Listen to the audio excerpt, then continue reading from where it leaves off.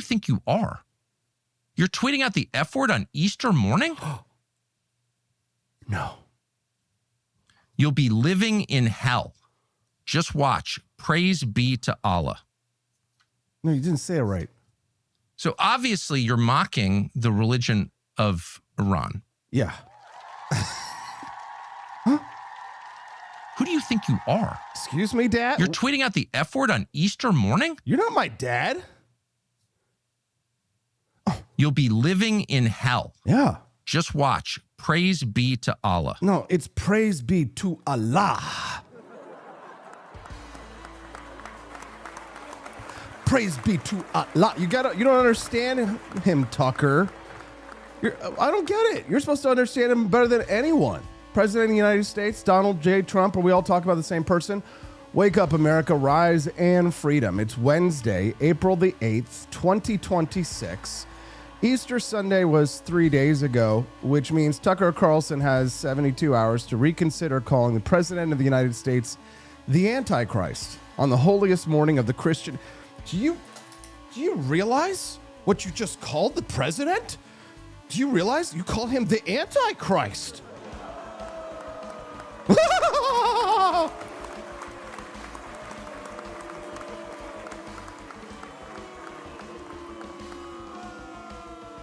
He called him the Antichrist while actively shopping for real estate in Qatar. He has not reconsidered. We checked. Trump called the New York Post directly to respond. His words, Tucker's a low IQ person that has absolutely no idea what's going on. He calls me all the time. I don't respond to his calls. I like dealing with smart people, not fools. Well, goodness. It's good to know that Tucker's not calling the shots at the Pentagon. Yeah, he called the New York Post. We're going to spend the first part of the show explaining why Trump is right and why the man who spent 15 years calling Islam an Islamic cult and a civilizational threat has somehow become its most passionate defender the moment he stopped getting a Fox News paycheck. Oh, listen, guys. The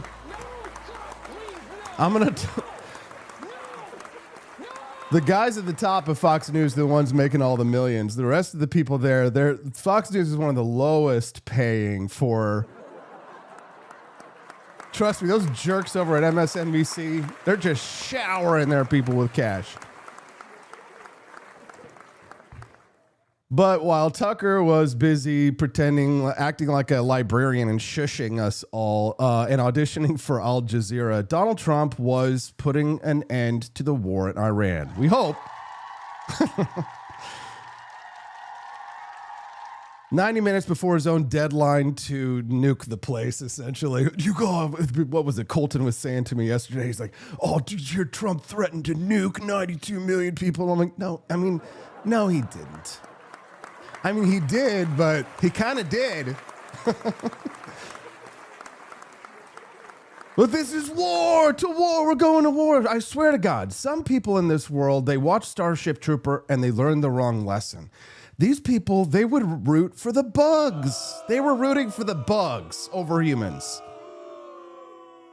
That's not what you're supposed to take away. If you're rooting for the bugs, something is going wrong. The United States and Iran agreed to a 2-week ceasefire. The Strait of Hormuz, which Iran had closed for 6 weeks and triggered a global energy crisis, is reopening. This is why I'm telling you, you've got a Trump retard, Max. You've just got to be a plan truster. It reminds me of that meme where you see the little kid on the roller coaster and their parents are really happy and the kid looks like, oh my God, I'm going to die. And it's like people who have gone through this before, when you're a Trump supporter, you have to be able to ride this. It's like Bitcoin. You have to buy the dip. Oil prices dropped 13% overnight. S&P futures are up more than 2% this morning. I checked. Peace talks are scheduled for Friday in Islamabad. Praise be to Allah. J.D. Vance leading the American delegation. No, J.D., he's going to stab you in the back. Don't believe him. Don't believe him. The corporate press is going to spend all day today lying to you, telling you this is complicated. It's just fragile. We should reserve judgment. And they are correct. It is fragile. J.D. Vance says himself. But here's what's not complicated. Trump set a deadline. He named the price. He held the line while Lindsey Graham and Mitch McConnell were screaming at him not to take any deal. And Iran blinked. And if this holds, and we're going to track every hour of these 2 weeks on this show, is the single biggest foreign policy achievement by American president in a generation. The same man the media called a warmonger for setting the deadline is going to be the man who stopped the war. Don't let them forget it. They're going to be talking about we're going to be talking about this one for a couple weeks, and we'll follow it very closely. And keep me honest. Keep me honest. You see my opinion on something that I held a few weeks ago, and you say, Austin, look what you said 3 weeks ago. Well, yeah, that was when those circumstances were like that. But you do have to be able to understand that in the future, you're going to have some flexibility in order to deal with new circumstances that arise. You know, new things happen. New evidence. And you've got to follow, who is it? Speak with what you believe on self-determination. Speak what you believe today in hard words, though it contradict everything that you may have said tomorrow. Speak loudly in loud words what you believe today, though it may contradict everything that you may have said a few weeks ago. Wow, you are sure to be understood. Well, what's wrong with being misunderstood? Pythagoras was misunderstood. Every great and noble soul was misunderstood, right? It's better to say what you believe today, even if it contradicts what you believed 6 weeks, 6 months, 6 years ago, 10 years ago. Better to change your mind, be thought a fool, and never change your mind and be proven a fool. I don't know. I'm not trying to philosophize too much here, but you have to be able to change your mind. And if you can't change your mind about anything, then you're not really you're in a cult. There you go. We're going to talk about Jennifer SIEBEL NEWSOM, Gavin Newsom's wife, first lady, not first lady, partner, California's self-titled first partner.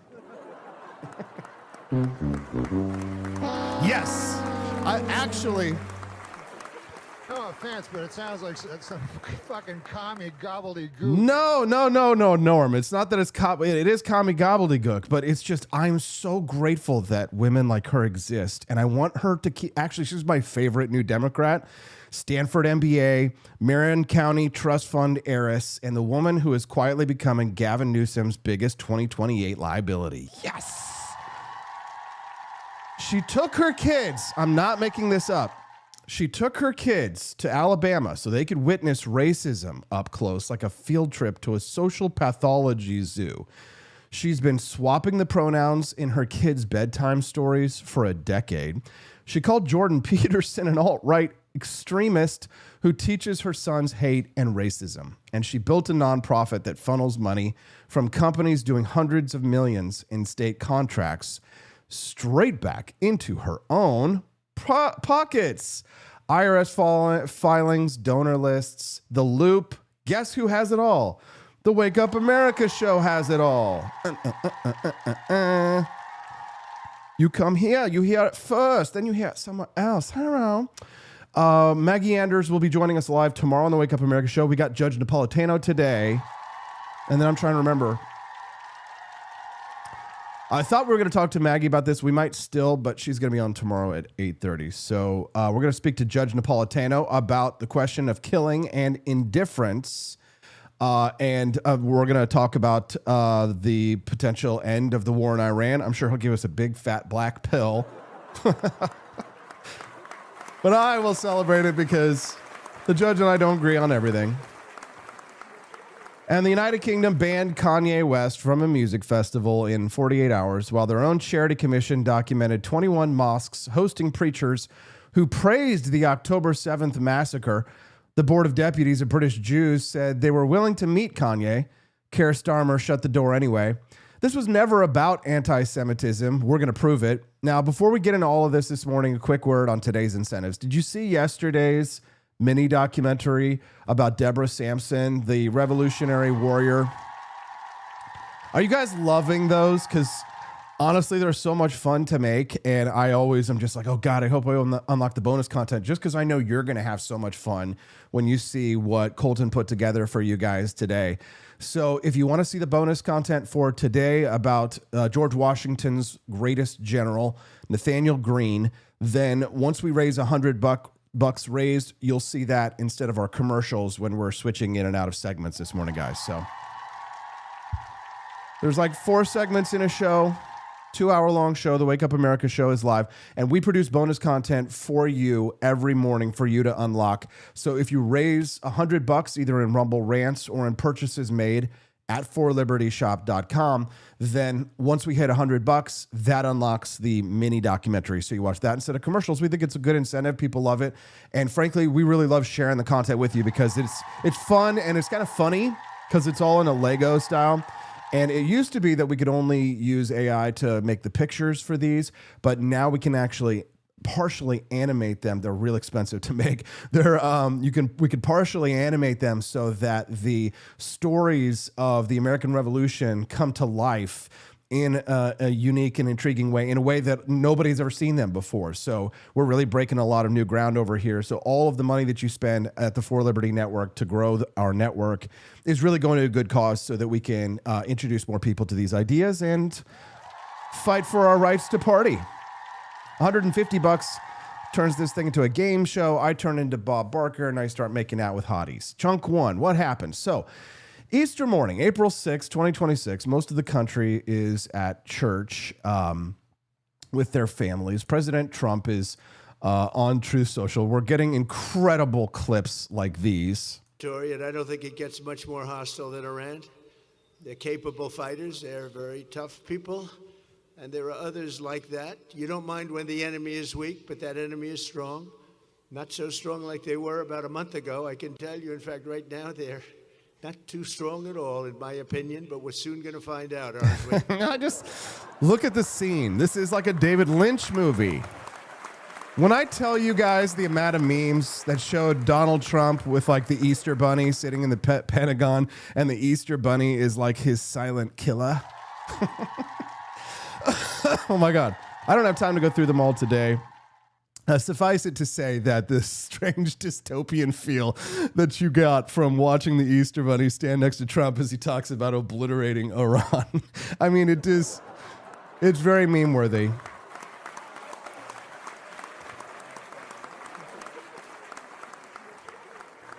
This clip is just titled, "My Bitch Mom." Who do you think you are? You're tweeting out the F word on Easter morning? Sounds like something she would have said. Just kidding, Mom. You know we love you. So Easter morning, April 6, 2026. Most of the country's at church or with their families. President Trump's on Truth Social posting those gems. Tuesday will be Power Plant Day and Bridge Day, all wrapped up in one in Iran. There'll be nothing like it. Open the effing straight, you crazy bastards, or you'll be living in hell. Just watch. Praise be to Allah. President Donald J. Trump. Look, was it crude? Sure. Was it the kind of thing you frame and hang above that fireplace? Maybe not yours, but I'm a libertarian nationalist in the Republican Party, so we're more of the praise be to Allah, but in an ironic way, not in a literal way. Deport. Detain and deport on site.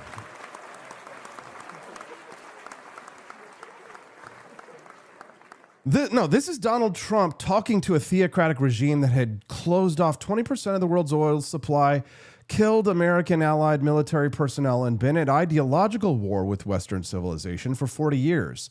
The man's not writing a strongly worded letter to the UN. He's talking to the Ayatollah's government in a language that cuts through. And 48 hours later, 90 minutes before his own self-imposed deadline, Iran blinked. The Strait of Hormuz is reopening. Oil's down 13%. The S&P is up more than 2% this morning. J.D. Vance is flying to Islamabad, praise be to Allah, on Friday for peace talks. The crude Easter tweet worked And that's the actual story. But before we get to that, let's talk about Tucker Carlson, because Tucker, former Fox News host, current podcaster, part-time property buyer in Doha, Qatar. Praise be to Allah.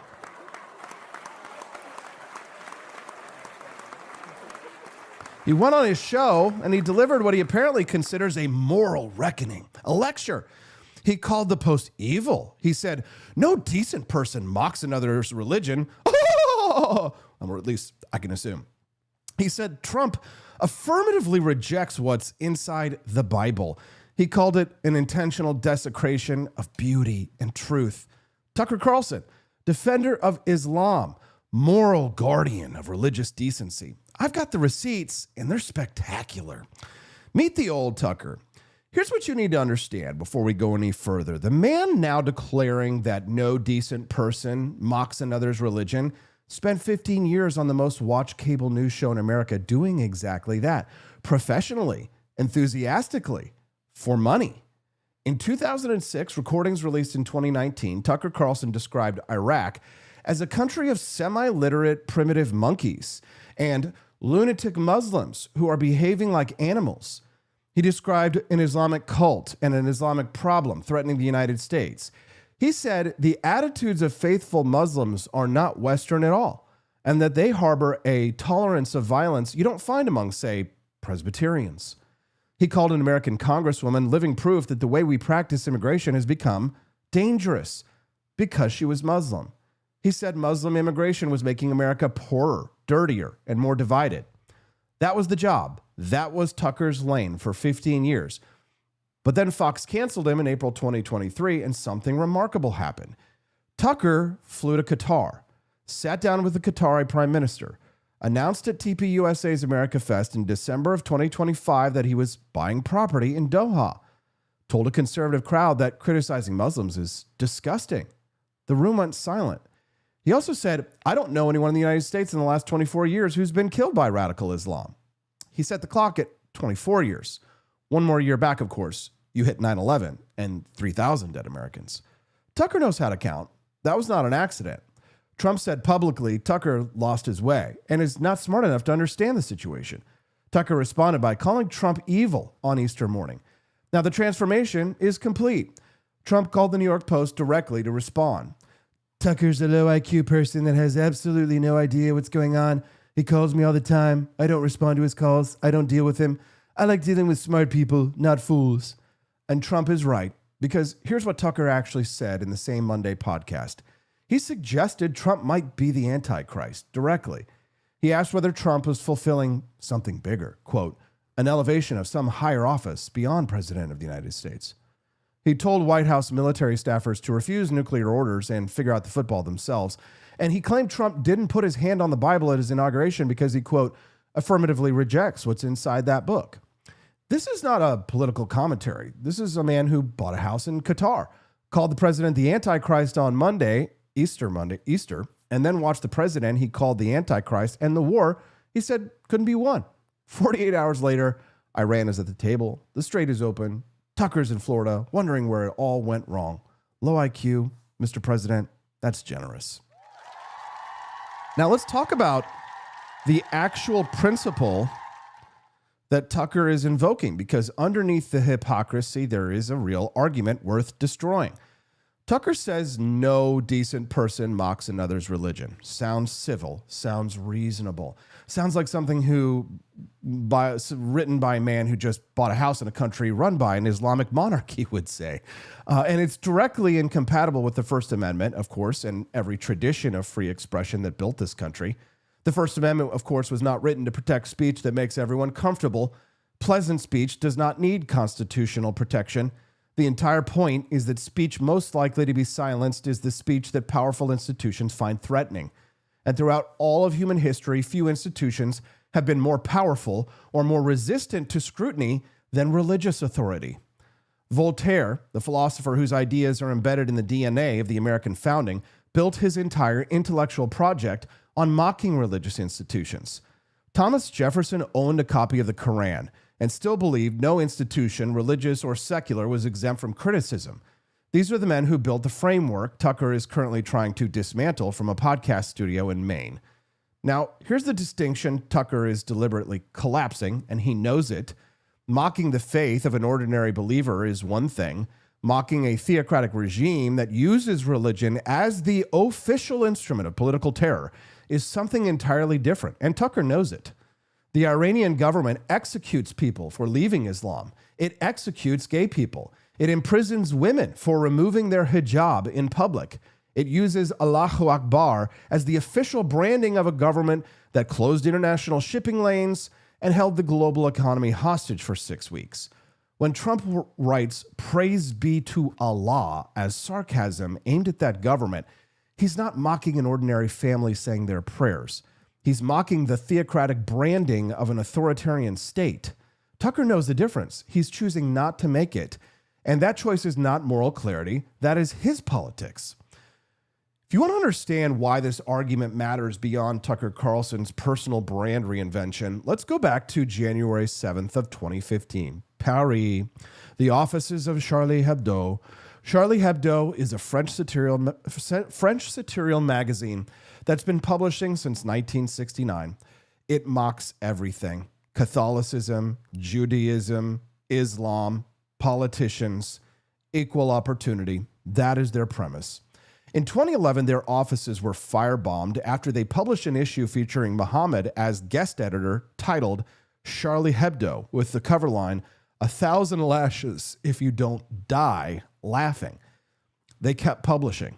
On January 7th, 2015, two Al-Qaeda-linked brothers, Saeed and Sharif Kouachi, stormed the Paris offices and opened fire. 12 people were killed. Cartoonists, editors, a police officer.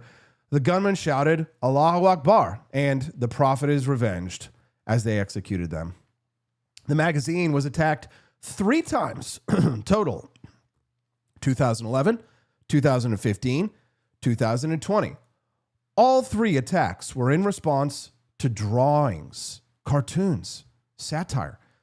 The week after the 2015 massacre, the remaining staff published their next issue print, 1 million copies from their usual 60,000.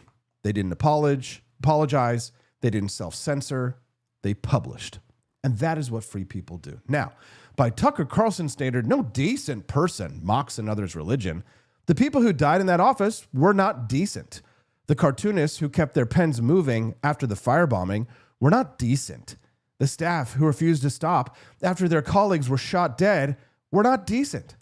Tucker is free to believe that from his very expensive podcast studio, but he should say it out loud so everyone can hear it very clearly, because the entire Western tradition of free expression is built on the premise that no institution, not the Vatican, not the Iranian Revolutionary Guard, not anyone, gets to exempt itself from satire by threatening violence against the people who produce it. The moment you accept that premise, you have handed every authoritarian theocracy on earth its most powerful argument. And Tucker Carlson, the man who spent 15 years calling Islam an Islamic cult and a civilizational threat, is now on his podcast making that argument for them. So, what is this really about? Tucker Carlson has been opposed to the Iran war before it started. He met with Trump 3 times in the month before strikes began in February 2026, trying to stop it. Trump didn't listen. They haven't spoken since. And those are the facts as we know them. Here's the part that Tucker really does not want to talk about. While he was on his podcast inferring Trump was the Antichrist, Trump's team was in the final hours of brokering a ceasefire, and God bless him for it. Thank you. Pakistan's prime minister was the intermediary. 90 minutes before Trump's deadline expired, Iran's Supreme National Security Council accepted the terms. Oil down 13%. Markets up, the Strait open, peace talks in Islamabad Friday. That was what was happening while Tucker was recording his podcast about how evil the president is. Trump went into this conflict with pretty clear objectives: prevent Iran from acquiring a nuclear weapon, destroy its missile production, degrade its proxy networks that have been killing American allies for decades, and create the conditions for the Iranian people who have been brutalized by this regime for 45 years to take their country back. Those are legitimate strategic goals. You can disagree with the approach. That is a fair conversation. Tucker is not making that argument. Tucker called the president evil on Easter morning because of a sarcastic tweet. And then the sarcastic tweet worked and the war paused. And here we are. Here's what Tucker's actually doing. He found a war he opposes. And instead of arguing the merits, which he could do and has done, he's reaching for the most emotionally loaded available argument: religious desecration, indecency, evil. These are not policy terms. These are designed to shut down the conversation. You see this frequently with Dave Smith and others. They engage in moral blackmail. As a matter of fact, this argument is very close to a leftist argument against gun control. They use the same arguments that gun control proponents use to ban guns for the anti-war. You want babies to die? You want to kill babies? It's this moral blackmail. You're evil. It's not just that you disagree with me. You're evil. You're an evil person. You want babies to die. You delight in it. You are the Antichrist, right? These are designed to shut down the conversation so that you could declare moral victory and preen about as if you are a better person. Everybody wants. Here's another example of this same retardation. Not more than ever, it feels like theater. And it feels like it's been theater for a while. And it feels like, maybe this is crazy, but it feels like we're at the last cusp before something weird is going to happen. Didn't you say something weird might happen, Jamie? Jamie's always saying that. Jamie's always, he's tuned in. Is he like that? Jamie's a got lot of drugs will do that to you. got an ear for weird. Even blacks are getting scared, though. For real? Yeah. Yeah, but they're more scared of like the Trump movement, you know, totalitarianism and fascism. No? They see these ostracized, they see these communities of people out there getting abused and shit, and I think it reflects in them somewhere, you know? You mean like with ICE? Is that what you're saying? Like, you know, you see, you know, there's a lot of brown people getting murdered on fucking TikTok all the time, like, you know, in the Middle East, and I think you see that and it makes them hyped up, or, you know. Well, black people are scared of Trump, guys. You need to stop everything you're doing. What he's doing, it's evil, and he's scaring black people. What the hell are you talking about? What are we talking about today? Iranians, blacks, the Jews, a little bit of everything. Arvolt, hi. Good morning.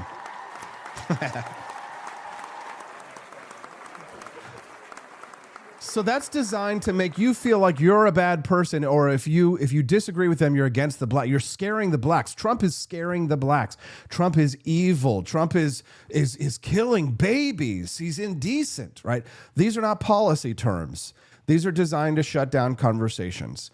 And Tucker, in doing so, is validating the exact framing that the Iranian theocracy has used for 40 years, that any criticism of Islamic governance is an attack on the faith of ordinary believers. Trump seems to understand the subtle nuances and the difference here. Tucker apparently forgot it somewhere between Fox News and Doha. And that, my friends, is how the cookie crumbles. Are we enjoying so far? Have I lost my entire audience by disagreeing with you or not giving you the red meat that you so desperately crave? No? Are you still here? Good. If you ain't scared, you in the right place. I'm Austin Peterson. Make sure that you guys click the like button, support the Wake Up America show and the 4 Liberty Network. Let's unlock that bonus content. Every dollar that you drop down there will help to hit that $100 mini documentary bonus content unlock. How many buzzwords can I fit in one sentence? Seriously, though, don't sleep on all the wonderful little surprises that Stephanie is cooking up for you every day over at forlibertyshop.com. When you head to forlibertyshop.com, you can see our 250th anniversary collection from 1776 to 2026. 250 years of American greatness. I swear to God. Praise be to Allah. No, just kidding. No, Stephanie's over there killing it. They're talking about this 250th anniversary flag, the Betsy Ross frosted beer mug, a beautiful tribute. Drink with national pride, a Liberty nation, forlibertyshop.com. Cheers to 250 years. Our 16-ounce commemorative beer glass is a delight and a treat, lovingly designed by my sweet Stephanie Peterson. Isn't she just the greatest, folks? Judge Napolitano will join us live in 25 minutes. Make sure you stick around for him. We've got a lot of great content left to go. If listening to Tucker Carlson lecture America about religious decency from his new house in Qatar while Trump's out ending wars does not make you need a strong cup of coffee, guys, nothing will. For Liberty Shop, we got the Founding Flavors coffee. Head over to the shop, click that coffee button there. Check out our premium coffee collection. Guys, the Jeffersonian Java is lit. It's delish.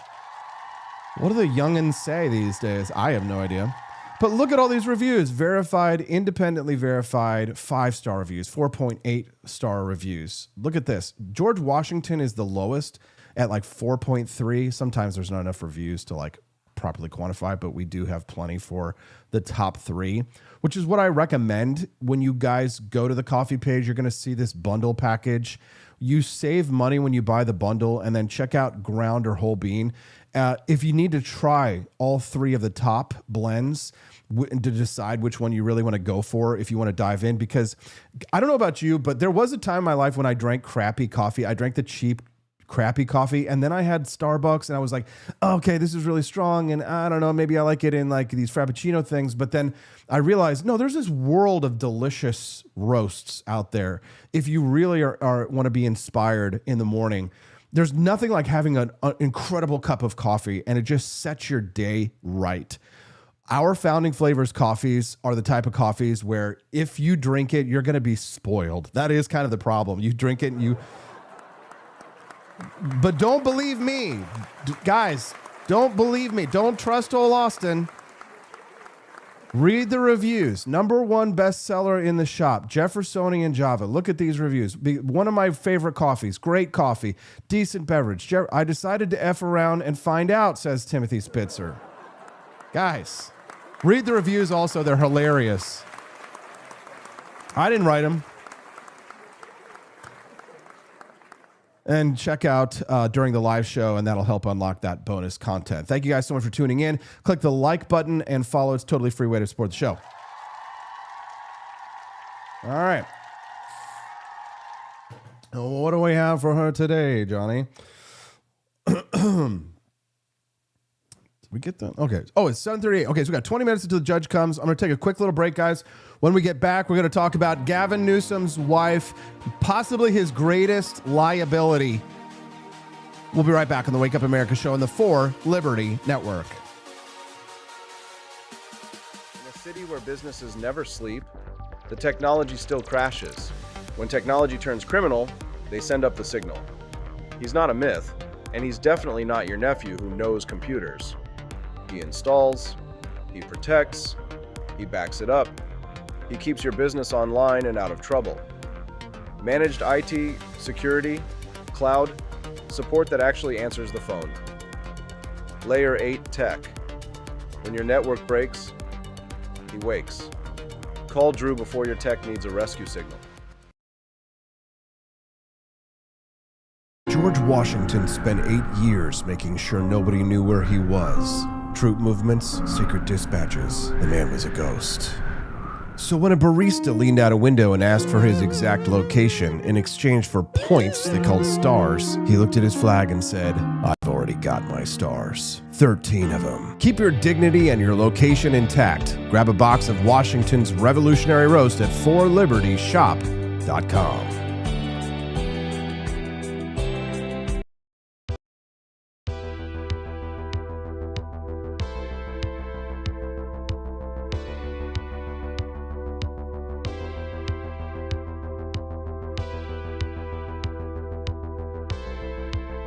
Are you tired of the strange radioactive effects of leftist culture? Do you ever wonder what happened to good old-fashioned American values? Well, fear no more, because there's a new force fighting back against the cultural rot of today. Introducing Culturama, a right-of-center talk show that's taking back the future today. Hosted by none other than blonde bombshell herself, Daniela Pensack. She's not just talking, she's taking culture back. With sharp takes, brilliant guests, and a few surprises along the way. Tune in to the live video podcast twice a week, because the future doesn't have to be weird. It can be Culturama. If there wasn't going to be somebody who was a fiery champion of liberty, somebody who would get out there and who would be aggressive, and if they wouldn't do it with more fire or passion than I had, then I would go and I would fight this battle for us. I've fought for the principles that we all share. Parties tend to be secondary to me. We're here because we believe in the principles of liberty. I am not a perfect messenger, but I think I'm a damn good one. This is a replica of our first president's flintlock pistol. You have my full support, my respect, and my gun.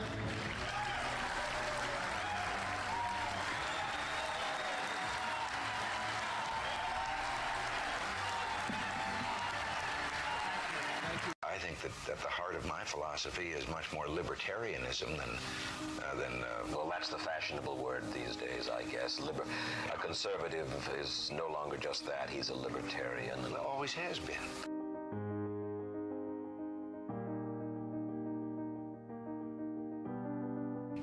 Yet any time you and I question the schemes of the do-gooders, we're denounced as being against their humanitarian goals. They say we're always against things, we're never for anything.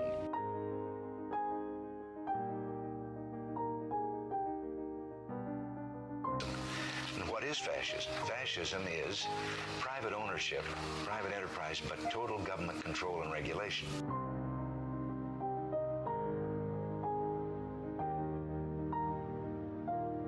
Well, the trouble with our liberal friends is not that they're ignorant. It's just that they know so much that isn't so.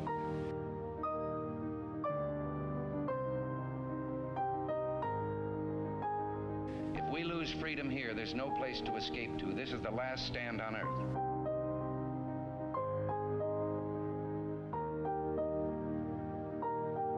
This is the issue of this election.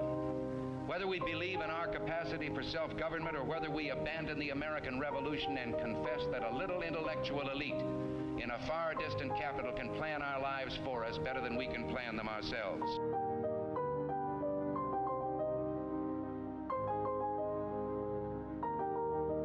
The conservative, so-called, is the one that says less government. Get off my back. Get out of my Boys, pocket. we all know, I think, or increasingly are realizing that boys are moving away from sort of the more progressive boys that spend time online are moving a little bit I'm trying not to be political here, but are moving to the right and being sort of influenced by the Andrew Tates and some of that sort of alt-right socialization online that we know is very, very dangerous.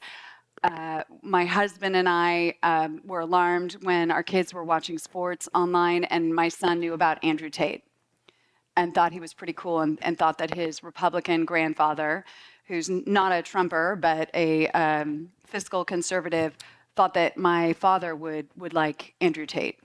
So that's scary. We're like one of the most progressive households, and our son is confused and asking all these questions. Confused? Doesn't sound like he's confused, lady. So a series of video clips, of which that was one, went viral this week. Not a politician's gaffe, not a celebrity meltdown, something rarer. A wealthy California woman speaking freely with absolutely zero self-awareness. That never happens. Her name is Jennifer SIEBEL Newsom, wife of Gavin Newsom, California's self-titled first partner. Not first lady, first partner, because even the word lady is a gender construct that needs to be dismantled. She grew up in Marin County, attended private prep school, went to Stanford twice, and is the beneficiary of a multi-million-dollar family trust. Wow. God. Some people just born on third base and feel like they hit a triple. She had the trust fund. After Stanford, of course, she became an actress. Mad Men, Numbers, and then in 2011, pivoted to documentary filmmaker and nonprofit founder with one very specific lane, gender ideology. That's the lane. That's the whole highway. This is not a woman who stumbled into a progressive politics at a PTA meeting. This is a Stanford MBA and former registered Republican until 2008, who became one of the most ideologically aggressive gender activists in California politics. And because her husband runs the state, her ideology has a government address. So what broke this week? A clip posted by ex-user Maze, at Maze Moore, M-O-O-R-E, on April 1st, 2026. Not an April Fool's joke, I wish it were. Jennifer SIEBEL NEWSOM on her sons and YouTube. My sons will watch their favorite athletes on YouTube, and all of a sudden you'll find this sort of alt-right, extreme Jordan Peterson type talking to my sons. No, yeah. God! No, God, please, no! No! No! No! So then our boys are learning hate, bigotry, misogyny, racism. We have to hold those in leadership in tech accountable. Jordan Peterson, the clinical psychologist, University of Toronto professor, the guy whose entire message to young men is take responsibility for your life, clean your room, get your act together. That guy is teaching her sons hate and racism. Jordan Peterson is to Jennifer SIEBEL NEWSOM what sunlight is to Dracula, and she wants big tech to pay for letting him exist on the internet.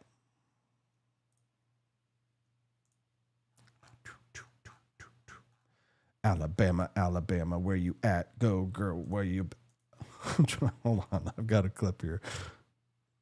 Which one is this? Chunk 2, chunk 1. Give me just a moment, guys.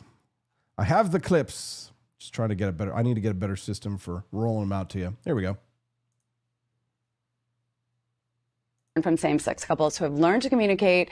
There's so much to learn from same-sex couples who have learned to communicate and who also are like, well, look, you know, someone's got to do the care work in a same-sex male couple. Someone's got to do that. So I'm just going to do it. And this is like, and not be afraid or ashamed because it's part of being human. We're all on a spectrum, right? It's just how society kind of pushes us and pressures us into these limiting gender roles. But again, the folks on the far right, they're missing is just this. They're living in this silo, this evangelical conservative silo that ultimately it's just pulling us back as a country to a time and a place where we don't deserve to be, and we're not going to be, because honestly, young women and fathers of daughters are awake now and they're woke and they're not going to let us go back. And so I have so much hope because of that. And obviously California has a huge responsibility to lead. There's so much to learn from. So in 2023, Gavin Newsom did what he called a Campaign for Democracy tour. He loaded up his family,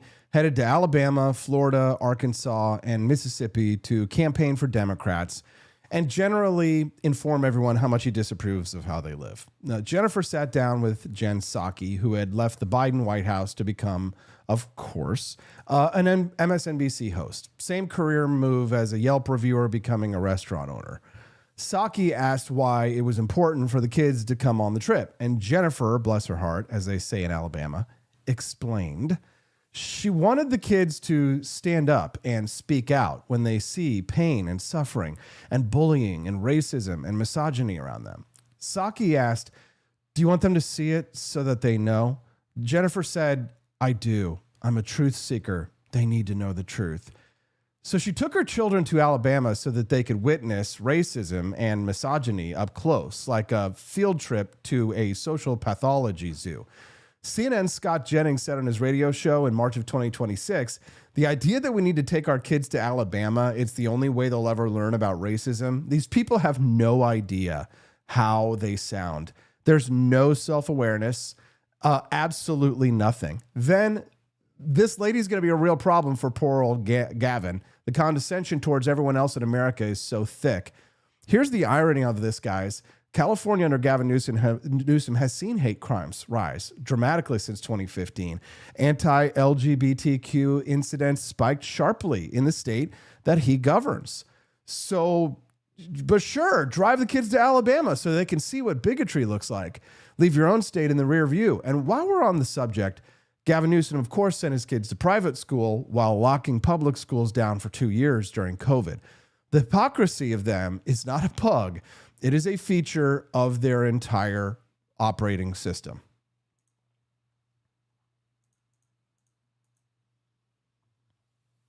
I hate Gavin Newsom, but I think I hate his wife more. She's a ditz. My sons will watch their favorite athletes on YouTube, and then all of a sudden you'll find this sort of alt-right, extreme, Jordan Peterson type speaking to my sons. It's insane. Connected to the sports culture. That's not healthy. Are you kidding? So then our boys are learning hate, bigotry, misogyny, racism. So it's very dangerous, and I think we have to take responsibility. Jordan Peterson type, like a Canadian professor. Who does nothing but just spew out, I don't know, correct correct data? information. He talks about the Bible and history and stuff like that. That's what you're worried about your son finding out about David and Josiah. Here's what I realized, but it drives me nuts, but it's that thing. It's all back to that Rob Reiner clip I always play for you guys on Bill Maher. It's like, well, come on. Rob, you don't know that Hunter Biden's laptop? I don't know. Do you know? I don't know. You know. But Rob, you got to go out and get information. And I get information other places. You didn't know this? I watch Fox. You have no idea who Jordan Peterson is. You have no idea. First off, he's intellectually, he would be a Zeppelin, and you would be a little Mylar balloon that says "Get well, Nana" on it that's stuck in power wires. That's who you are intellectually. He is so much greater than you intellectually, but also you're just basically saying hate merchant, misogynist. You have no idea who this guy is, and it's also weird that you do this because I would never do that to somebody on the left. Also, Jordan Peterson, when that guy first started making the rounds, everybody was on board with it. But then the right started sharing a few of his clips, and people on the right started having him on their podcast. And now all of a sudden, he becomes this mouthpiece for hatred. How? He's never wavered. And even stuff that doesn't line up with right values, he still goes, yeah, but these are the facts. He's a Canadian professor who was basically told to use pronouns, and he was like, F that. Yeah. And then because it's Canada, Canada's basically California in 5 years. They wanted to punish him because of his thoughts. Yeah, exactly. Thank you, Adam Carolla. God damn that man. God bless Adam Carolla. He's so good. We're going to get back to this subject because I ran out of time. I'm super grateful that 104 people decide to tune into rumble.com, go to AP for Liberty, and watch the stinking Wake Up America show in the morning. That is just a blessing to me that you would be so generous with your time to share it with me, to share it with our audience and our friends here. We are the Freedom Friends. We're the Liberty Crew. And we hope that you feel welcome here. And we'll introduce yourself in the chat. Say hello. If you haven't already, please do click the like button. If you are an extrovert and you like watching introverts do podcasts, then click the follow button if you've never seen us before. You'll get a notification when we go live. And the show is 5 days a week, Monday through Friday, 7 to 9 a.m. Central Time. We hope that you'll come back and join us for another morning. 2026 is the 250th birthday of the greatest nation ever conceived by human beings. And over at forlibertyshop.com, we are marking the occasion right. The official 250th anniversary trucker hat, vintage 1776 patch, delivered, free shipping in the USA, $30.99. The founders crossed the Delaware in December. They froze at Valley Forge. The least you can do is wear the hat and rep them. Head on over to forlibertyshop.com. Check out the entire 250th anniversary collection, guys. Put some founding flavors in that cup, or maybe you have a beer in our frosted beer mug. This spring is here. Summer is here. It's time to get drinking again. I know all the young people, they don't drink anymore. They don't like, what do you drink? They're like, oh, hard seltzer. Excuse me? That's like my dad drinks. That and Ultra Michelob Light. I got to be honest, though, trying to cut calories and you still want to drink beer, some of that Ultra Michelob Light will go for it. Just don't drink the one with limes. It's kind of like gross. When you start doing the Ultra Light beer and you start adding the flavors to it, it's like, you might as well just drink the seltzer, man. You just want to get messed up and not gain any weight. Just drink the seltzer, man. Stop it. Don't come at me with your lime-flavored over-engineering. It's like, I love a good Yingling, man. God bless a Yingling. American. You want to talk about American beer. Yingling.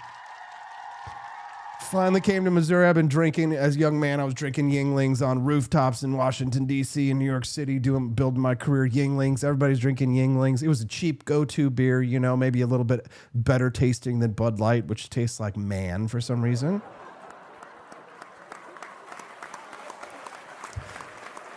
But now Yingling has this super light beer, and I don't know what it's called. Like, it's like Yingling Flight, but then there's like a Yingling Ultra Flight Light, and I took one sip of that, and I was just like, no, whatever this monstrosity is. All right, it's time to toss to commercial. Judge Anna Napolitano's here. We're going to get into it right after this. Head over to the For Liberty shop. Get your founders' tees, Boston Tea Party mugs. All you actually need, look like you actually read the Constitution during the break and unlock that bonus content. I see we're halfway there. Be right back. Let's Wake Up America show on the For Liberty Network.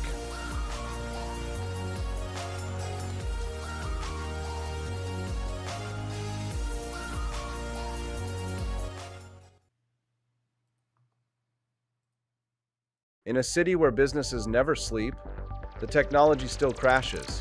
When technology turns criminal, they send up the signal. He's not a myth, and he's definitely not your nephew who knows computers. He installs, he protects, he backs it up, he keeps your business online and out of trouble. Managed IT, security, cloud, support that actually answers the phone. Layer 8 tech. When your network breaks, he wakes.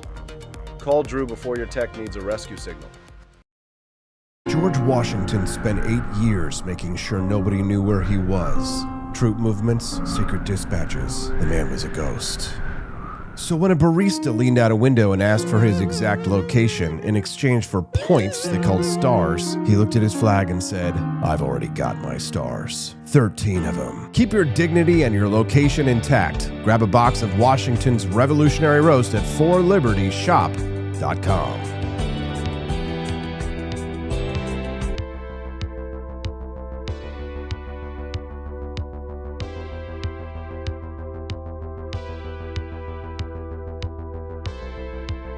Are you tired of the strange radioactive effects of leftist culture?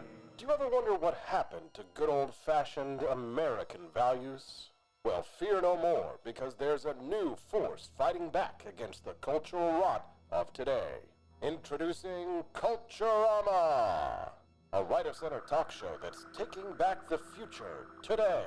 Hosted by none other than blonde bombshell herself, Daniela Pensack. She's not just talking, she's taking culture back. With sharp takes, brilliant guests, and a few surprises along the way. Tune in to the live video podcast twice a week, because the future doesn't have to be weird.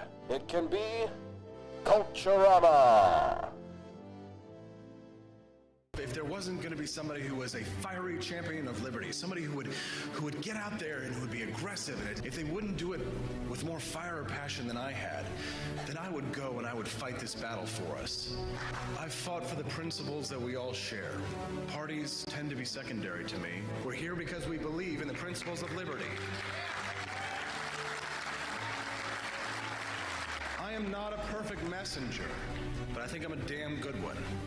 This is a replica of our first president's flintlock pistol.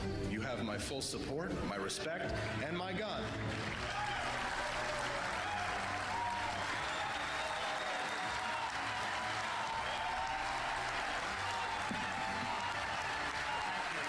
I think that the heart of my philosophy is much more libertarianism than well, that's the fashionable word these days, I guess.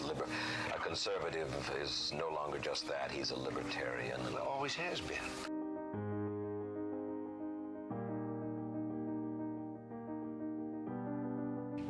Yet any time you and I question the schemes of the do-gooders, we're denounced as being against their humanitarian goals. They say we're always against things, we're never for anything.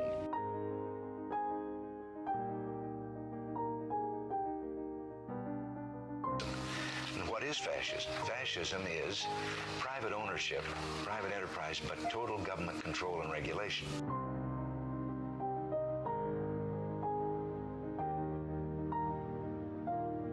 Well, the trouble with our liberal friends is not that they're ignorant. It's just that they know so much that isn't so.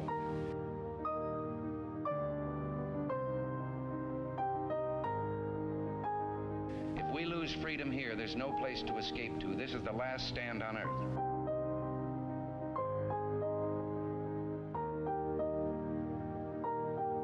This is the issue of this election. Whether we believe in our capacity for self-government or whether we abandon the American Revolution and confess that a little intellectual elite in a far distant capital can plan our lives for us better than we can plan them ourselves.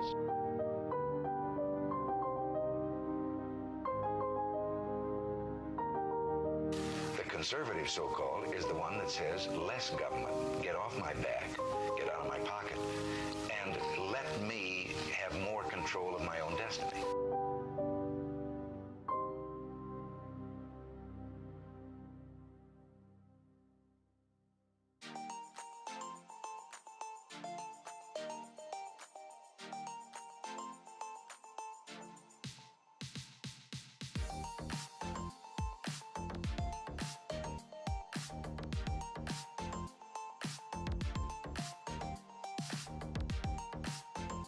The left in America tells us not to have kids to save the planet, but in Cuba, they stopped having kids because the state destroyed the earth.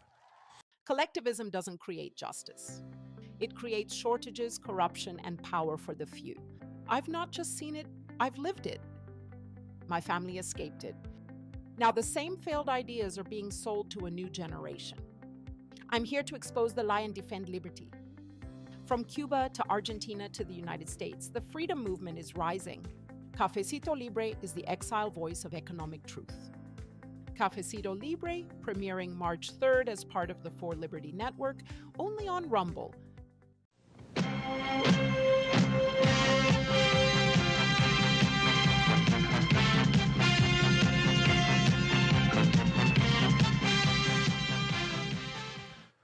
Welcome back. My next guest needs no introduction on this show, but he's going to get one anyway because he has more than earned it. Former New Jersey Superior Court judge, former Fox News senior judicial analyst, host of Judging Freedom, and one of the most important constitutional voices in America, Judge Andrew Napolitano joins us live here in just a moment. Judge's latest piece is titled Killing and Indifference, and it asks the kinds of questions that Washington does not want to be asked. Judge Andrew Napolitano, welcome back to the show. I hope you had a wonderful Easter, Judge, and thank you very much for joining us. It's always a pleasure, Austin. Thank you, my dear friend. Just the sound of your name, let alone the image of your face, brings back such fond memories of my middle age and your youth. Judge, we spent 2 glorious years together in Fox News questioning everything, even the things that which shall not be questioned. And I think we ruffled a lot of feathers. Your speeches that were the what if speeches went viral to millions of views, but now your Judging Freedom podcast is billions of views. I mean, speaking of, the time that we worked together and all this from a bigger picture perspective, did you expect that you'd have, in many ways, a bigger audience online than you ever did on Fox News, in which you can sort of be the centerpiece, the real star of your own show, and that it would touch so many? I mean, we're talking about billions of views here, Judge. Yeah. Well, it's 100 million a year. This year it'll be more than 100 million. It was 17 million in the month of March. And that's just YouTube. That does not count the other venues that pick up on us, like Facebook and BitChute and Spotify and iHeartRadio and those others. The only one that I really count is YouTube. No, I never thought it would be this successful. I don't take credit for the success. The success is due to the ignorance of our adversaries, which is mainstream media, and its refusal to examine the truth. It's obeisance to the government.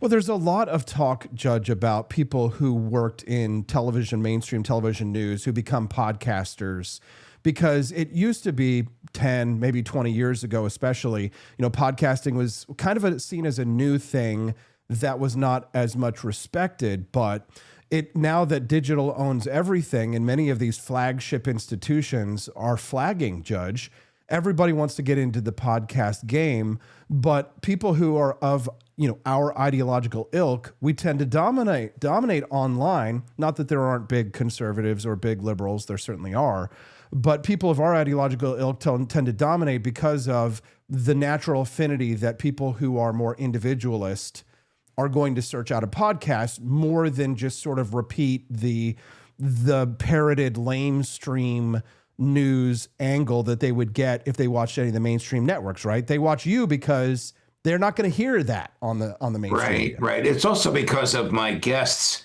almost to a person, former guests on mainstream media, now to a person blocked. Larry Johnson, Ray McGovern, the great Professor John Mearsheimer, the great Professor Jeff Sachs, Scott Ritter, all of these people at one point or another. God, if Ron Paul had been elected, Doug McGregor would have been Secretary of Defense. He was already number 3 in the Defense Department in the last 2 years of Trump's first term. Of course, Trump didn't listen to a word that he articulated. These are very, very significant people who instantaneously draw hundreds of thousands of views. So I'm deeply fortunate to have them. It's fascinating because I believe the word that I had heard from some of the insiders of the administration is that there was a brief moment where McGregor was being considered for some sort of top post in the Pentagon. I don't know what happened there, but I do know that you were briefly considered by Trump for the Supreme Court, and then also Thomas Massie was under consideration, and this one he openly discusses, to be the chief over at the United States Department of Agriculture, which of course would have been right up his lane because he is very much that crunchy granola conservative in the sense that he lives off the grid. He's a genius, MIT trained, but he would have been perfect in that role because of his understanding of agriculture. A lot of lost opportunities perhaps for people on our side. But it does show that Trump is willing to listen. And I mean, Trump has listened to you in the past, has he not? Well, in the first term, yes, not this term. I mean, my last conversation with him, I'm not revealing anything secret because I've discussed this many times, was shortly before, I think a week before Joe Biden's inauguration. So you're talking about January of 21 is the last time I spoke with him. I know that somebody in the West Wing, I don't know who, is assigned to watch Judging Freedom because we have gotten indications of that. But have I heard from him personally? No. As you know, some of my conversations with him have been side-splitting, absolutely hilarious, but they were all in the first term. Yeah, it's hard to hate Donald Trump because he is so funny, and I think that that's definitely his most disarming and his strongest personality trait is that he genuinely can make you laugh while he's talking about obliterating an entire civilization. But Judge, which is worse, a president who fights an undeclared war or Congress that does nothing about it? We now have a 2-week ceasefire brokered by Pakistan, not authorized by Congress, not debated by Congress, not voted on by Congress. The president started the war alone. He paused it alone. At what point, Judge, let's be honest, is Congress constitutionally irrelevant? It gets back to what I've said. If you ask me if we still have a constitution, formally, yes. Functionally, no. Formally, Congress is relevant. Functionally, it is irrelevant because of the absence of backbone, not only among leadership, but among the rank and file. I mean, Thomas Massie and Rand Paul are very much outliers. The overwhelming majority of Congress silent after the President of the United States threatens to obliterate a civilization. Under the protocols accepted by the United States, these are interpretations of the Geneva Conventions. There's 4 Geneva Conventions written by the U.S., signed by President Truman, ratified by the U.S. Senate. There are hundreds of protocols. accepted by the UN, accepted by the US. One of them interprets a threat of genocide as a war crime, whether or not carried out. Now, I don't know that he's going to be prosecuted. I can't imagine that he would be. But his disdain for law is so extraordinary and harmful. The comments out of the mouth of our former friend and colleague, the Secretary of Defense, who calls himself the Secretary of War, we will no longer follow stupid rules of engagement. Comments like that lead to a bomb that incinerates 175 little girls. Mm-hmm. So these comments have real life ramifications to them. I don't believe in international law. My own mind is international law. The president. We don't follow stupid rules of engagement. Secretary of Defense. Bomb the place. Bomb it a second time. Use an incendiary bomb the second time. Burn them to a crisp. Mm. Then you can connect the dots, Austin. Yes, no, I know. I think about sometimes when you talk about what President Harry Truman signed. I mean, you call Harry Truman a monster. You think that he's the greatest war criminal. So why should Trump be bound by the laws of a monster, Judge? They're not the laws of a monster. They're the laws of the land. The Constitution. Look, I don't like a lot of treaties, but Trump's oath is to the Constitution, not just to the parts he likes. The Constitution says treaties are the supreme law of the land. That prevents him from, if he's going to follow the law, killing whoever he wants. Under international law, he can't attack a fellow member of the UN without Security Council permission. You may think that's a lot of hooey, but that's the law that the US wrote and the Senate enacted. B, under about 3 or 4 other treaties, this is a war of aggression. And C, under Nuremberg, a war of aggression is a war crime. In fact, according to Justice Jackson, the U.S. Supreme Court justice who took a leave of absence from the court to become the chief American prosecutor, the war of aggression is the worst war crime because it is the gateway to all others. Do you think that he's... Interesting Jackson, Attorney General of the United States, Justice of the Supreme Court of the United States, chief prosecutor in Nuremberg trials, never went to law school. Judge Thomas Jefferson was talking in 1789 on whether the American Constitution is binding on those who were not born at the time it was signed and agreed to. This is his inner anarcho-capitalist he's revealing here in a letter he wrote to James Madison just after the French Revolution had broke out. He argued that any constitution expires after 19 years and must be renewed if it is not to become an act of force and not of right. I agree with him. Unfortunately, that's not the law, but I fully agree with him. This is the Lysander Spooner argument. He picked up on Jefferson 100 or so years later in a famous work called A Constitution of No Authority, with which I know you're familiar. We've discussed it many times. Judge, are you surprised to see former arch neocon Marco Rubio as the head of the Department of State calling to this is a man who wrote Senate laws that it should be illegal to leave NATO. Now seeing that our allies have not had our backs in bases that we built in these countries, said that we cannot base them here. Are you shocked to see Marco Rubio suggesting that we should now re-examine the NATO alliance? It blew my mind because I would never think a neocon would suggest withdrawal or surrender from NATO in any way, or a renegotiation, or even demanding that they pay more, as Trump has done. Listen, we live in a strange world. Bill Kristol has attacked Trump for waging a war of aggression. I mean, the world is turned upside down, it's so Austin. Strange, Judge. It's a crazy world. You can't make this up. The short answer to your question is nothing shocks me anymore because there are no lasting alliances I'm now quoting Churchill, another monster, but a stopped clock is right twice a day. There are no lasting alliances and there are no lasting enmities. There are only lasting interests. Marco Rubio wants to succeed Trump as president. It's in his interest to attack NATO. NATO is very unpopular.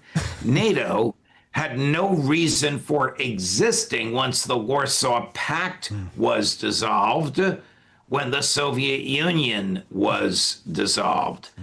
But since then, Senator Rubio, as you say, authored legislation expressly prohibiting the President of the United States from withdrawing from NATO. Now, NATO's a treaty. He can't withdraw from it. The JCPOA, the agreement that Iran entered into with President Obama to provide for nuclear enrichment with inspection by American inspectors, is not a treaty. So even though I thought Trump made a terrible mistake in ripping it up, figuratively and literally, legally he could do that. Rubio is just out for himself.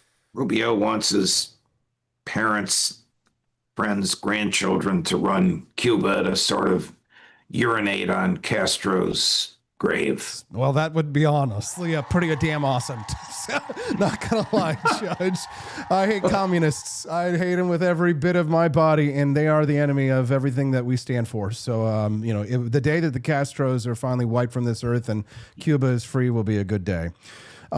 Judge, I have come to some conclusions in the last 3 to 5 years about myself and my libertarian philosophy and sort of the lane that I pick in terms of where do I really stand on certain important issues. And I think I have arrived at a conclusion that is not anarcho-capitalist, not a Rothbardian anarcho-capitalist, and something of a Robert Nozick style minarchist, a constitutional limited government minarchist. But I call it libertarian nationalism. Right? I'm pro-America. I want America to win, and I believe in the principles that the founders laid out, even though it's been perverted over the 250 years since 1776 and today, and we agree on that. But I feel as if there is this disconnect where without the non-aggression, I think the non-aggression principle is actually harmful to libertarian ideals. And here's why. I think that the common law is a much more, and private property as the intrinsic fundamental basis of libertarianism is just a far superior form of, or at least it's a far more defensible way to argue for individual liberty than a non-aggression principle, because with the common law is tried and tested hundreds of years. You know all about it, Judge. And it strikes me as at least fundamentally a stronger basis, a minarchist libertarian nation state, which is a night watchman state, a state that, cops, courts, and gun and military. And that's Milton Friedman, essentially. What do you think about these ideas? And I know you flirt between Rothbardianism and minarchism, but what do you think of these concepts as I've articulated them? Listen, having studied, written about, and administered as a judge the common law, because there are often cases that come to you which are not addressed by legislation. And so you look to the common law. For those listening to us unfamiliar with it, this is judge-made law in an era in England where there was no legislation. It is basically fair. It is basically the natural law, but it does have a glaring defect called the king. Common law let the king do whatever he wants, which is why Rothbard developed the non-aggression principle, which applies uniformly. It applies to the government as well. So under the common law, the king could fire a judge because he didn't like the ruling. The king could seize property and not pay for it, even after Magna Carta. So in order to tame the government, common law worked in property disputes.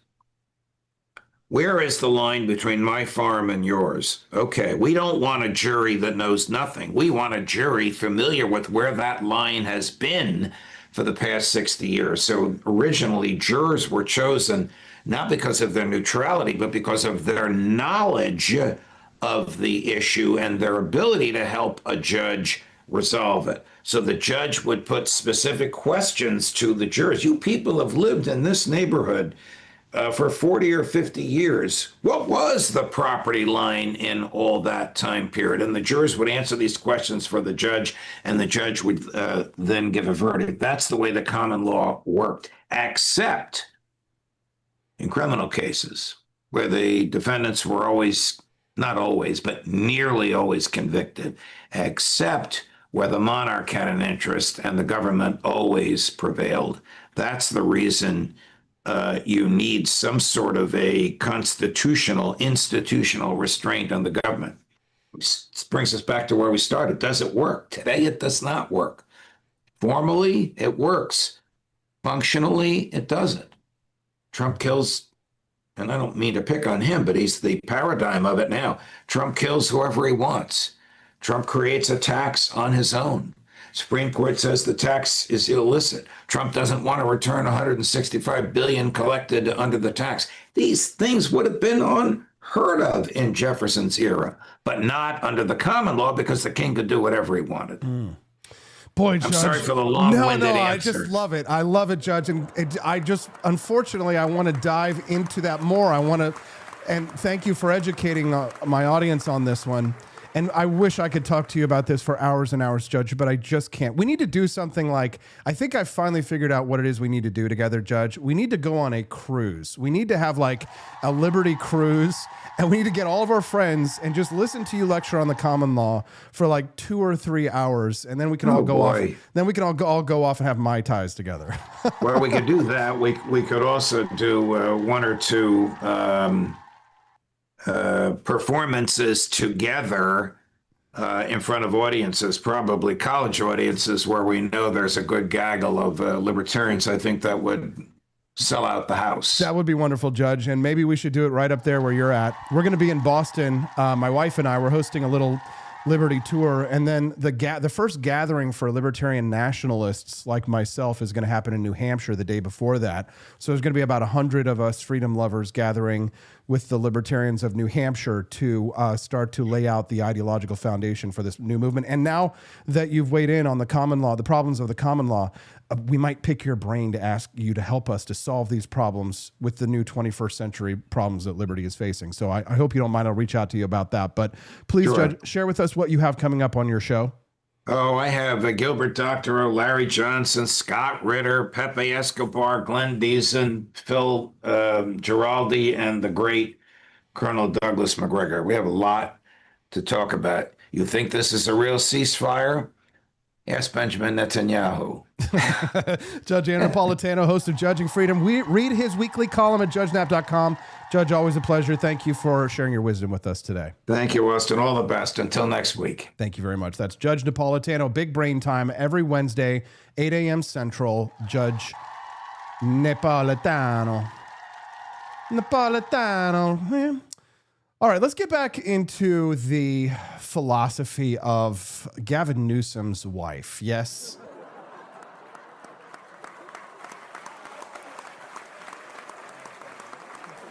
We're going to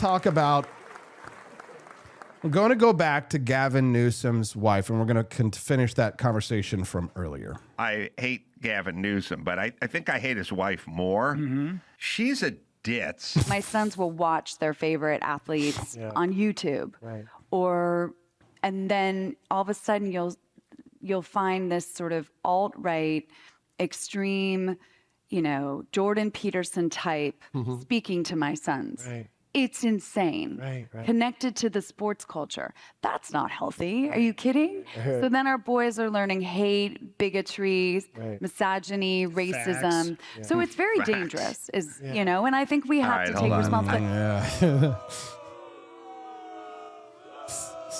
So Gavin Newsom takes his wife and kids on a look at the racist retards tour in Alabama. But the Alabama trip was not the most eye-browsing thing that his wife has said about her kids. She's been giving her boys dolls. Even if they tear the heads off, she says, fine. But then there are the books. When she reads to her kids and the protagonist is male, she changes the pronouns out loud in real time. She says, if I'm reading a book and the protagonist is a male, I just change the he to a she. Now, wait, what happens? Wait, shut up. What happens when she reads Moby Dick? Does she say, call me Ishmaeli? And then Ishmaeli?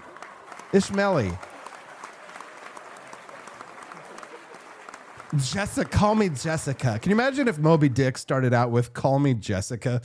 That book would have never worked.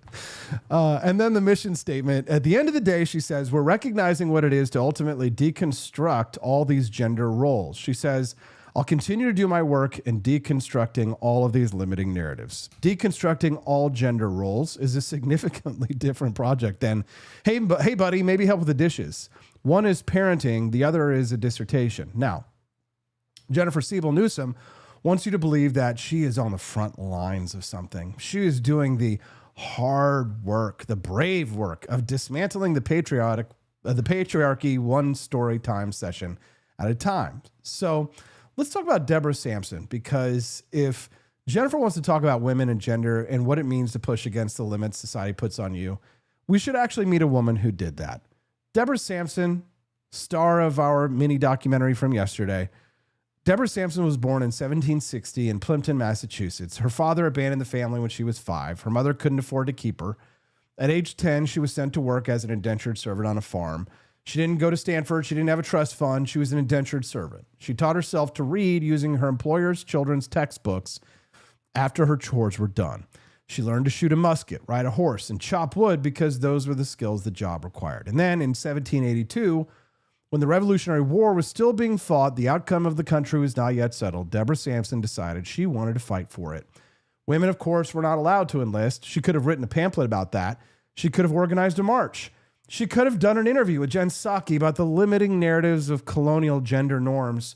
Instead, she bound her chest with cloth, gave herself the name Robert Shirtliff, the name of her deceased brother, and enlisted in the 4th Massachusetts Regiment. She was inducted into the light infantry, the elite unit, the one that required soldiers to be at least 5'5" and physically capable of keeping a fast, steady march. She qualified. In her first skirmish in Tarrytown, she was shot in the thigh by a musket ball. She slipped out of the field hospital before doctors could treat her fully, because if they treated her fully, they would discover she was a woman and she would be discharged. So she removed the shot herself and kept going. She served for over a year. She was given an honorable discharge in October 1783. Congress later concluded the revolution had furnished no other similar example of female heroism, fidelity, and courage. Deborah Sampson did not deconstruct the patriarchy by changing pronouns in a picture book. She didn't put up a stink about the black slaves still then indentured like she had been. She put on a uniform, picked up a musket, took a bullet, removed it herself, and kept marching. She never complained. She never theorized. She never complained about the patriarchy. She never asked a tech company to shield her children from difficult ideas. She just did the work. And now we have Jennifer SIEBEL NEWSOM, Stanford MBA, Marin County Trust Fund, first partner of California, telling us that the most important thing she could do for her sons is swap the pronouns in their bedtime stories.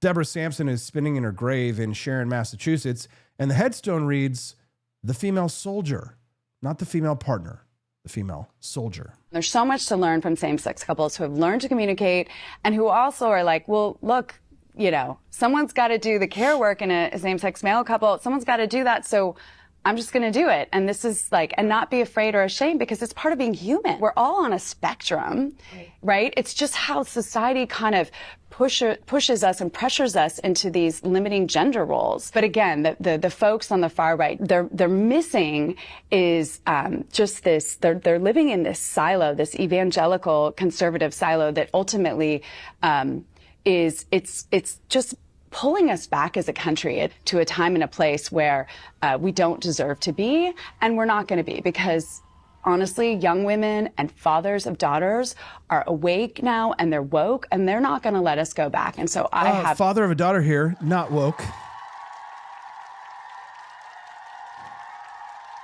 Hell no, Daddy AP for Liberty is still very much in charge. In a 2022 interview with journalist Alex Michelson, Jennifer SIEBEL NEWSOM said that evangelicals are, this is a direct quote, pulling us back as a country. California has the ACLJ's largest donor base. Millions of evangelicals and religious conservatives live in the very state she calls home. The ACLJ's Logan Sekulow said she's completely out of touch with millions in her own state. Now, here's the through line connecting all of this, guys. There are correct people and incorrect people. Correct people live in California, attend Sundance film festivals. Incorrect people, they live in Alabama. They read the Bible, and they let their kids watch Jordan Peterson. And the incorrect people need to be managed by government, by tech companies, by the school system. Their content needs to be deplatformed and demonetized. Their values need to be labeled as hate. So, of course, this is not a parenting philosophy. This is a governing philosophy they have, and it matters because her husband wants to run the entire country in 2028. In 2011, Jennifer founded a nonprofit called the Representation Project. Stated mission, fighting intersectional gender stereotypes and harmful gender norms. She makes documentary films, Misrepresentation, The Mask You Live In, The Great American Lie. She also owns a for-profit production company called Girls Club Entertainment, LLC, that produces the films and holds their copyrights. Here's how the money flows, according to IRS filings. The nonprofit brings in $1 to $1.7 million per year. Jennifer pays herself $150,000 in salary. The nonprofit pays another $150,000 to her for-profit company for production fees, up to $300,000 per year, more than $3.7 million over the past decade. The median executive salary at a nonprofit of similar size, $31,000. Jennifer's compensation exceeds 95% of comparable organizations. She's pulling nearly a third of the nonprofit's entire annual income, and she has the family trust. This is not about survival. How did her films reach 2.8 million students across 5,000 schools? After Gavin became governor in 2019, California's Board of Education began recommending her films in state health guidelines. In 2020, the California Department of Education promoted her content while partnering with her own office of the first partner. So the loop runs like this. She runs the nonprofit. The schools pay the licensing fees. The nonprofit pays Jennifer. One family, one loop. Now, California posted some of the worst math and literacy scores in state history during this same period, but at least they know how to deconstruct a gender role. Grifter of the month? Question mark? No kidding. Now the donors. AT&T donated $185,000 to the Representation Project and received $260 million in California state contracts. Oh, well done. Comcast donated $15,000 and received $20.6 million. Can you believe that? Guys, where can I sign up to donate $15,000 and receive $20.6 million? We have invented a perpetual money machine. It's through government.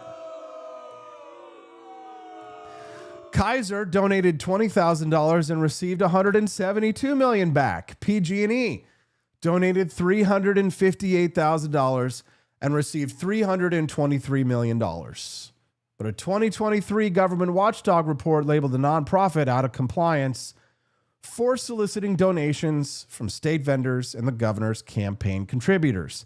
Governor Newsom was fined $13,000 by California's Fair Political Practice Commission in late 2024 for failing to disclose more than $14 million in behested payments. The commission called it negligent. $14 million.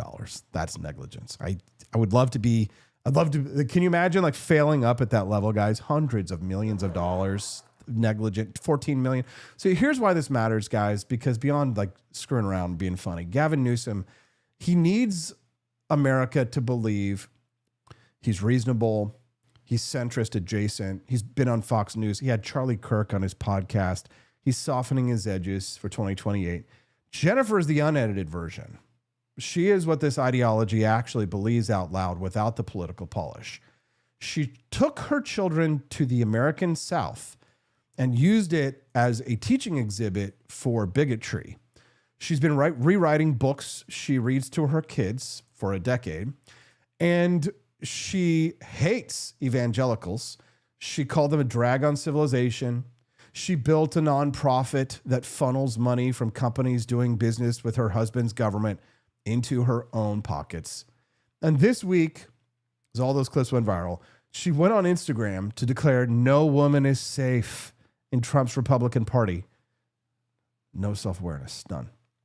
She is a monument to the insulation that comes from being born wealthy, attending elite universities, and spending your entire adult life surrounded exclusively by people who agree with you.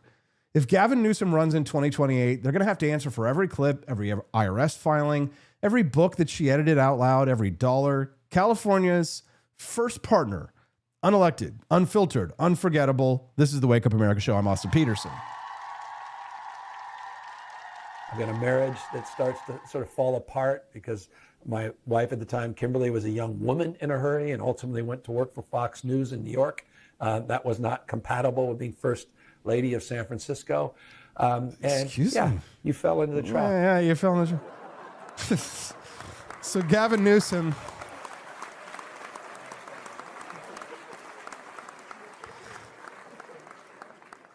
Can you imagine, like, you work at Fox News, so somebody says to you, a politician says to you, sorry, I can't marry you. You can't be the first lady of California and work for Fox News.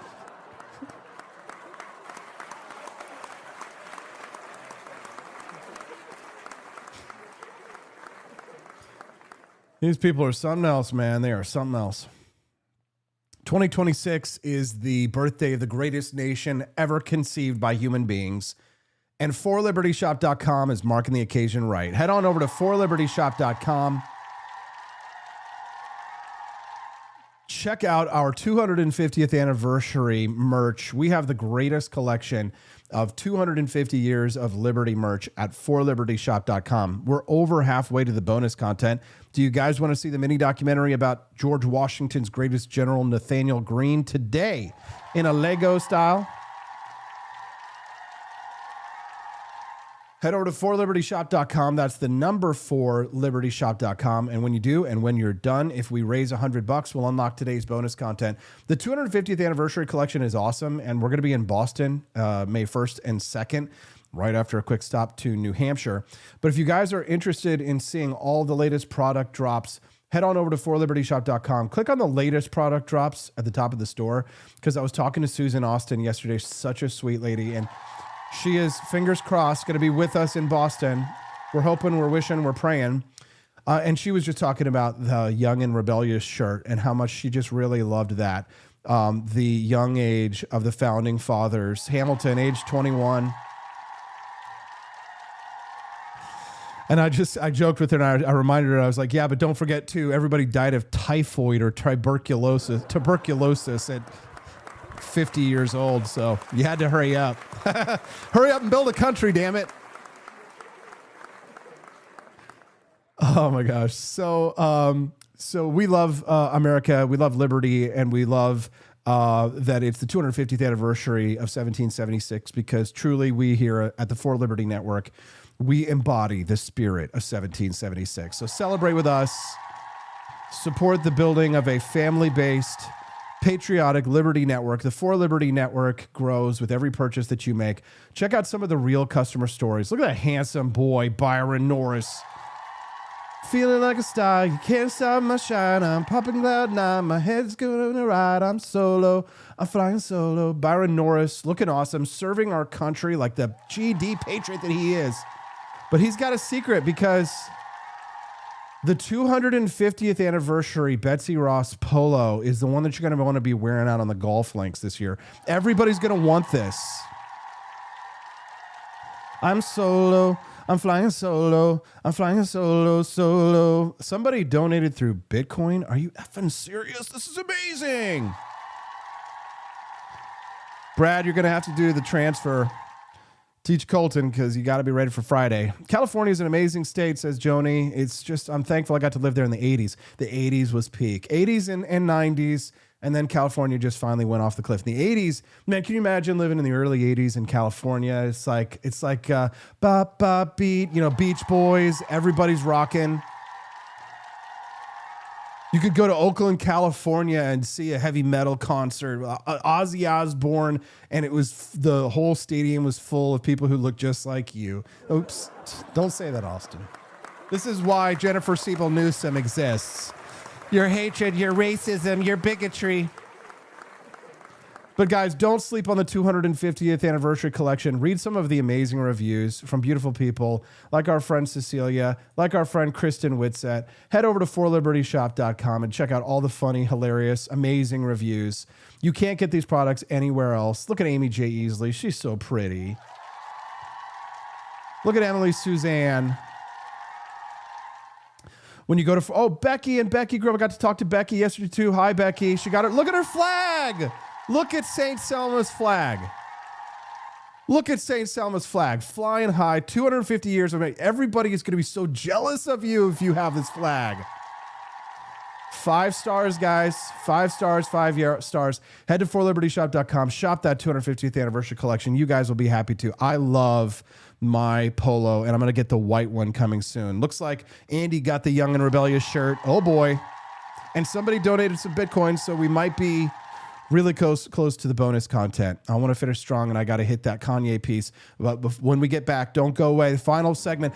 Was Kanye really banned from going to the United Kingdom because of anti-Semitism when at the same time they're letting in thousands and thousands of Muslims who also hate Jews? We'll talk about that when we get back. It's the Wake Up America show, and that's on the For Liberty Network.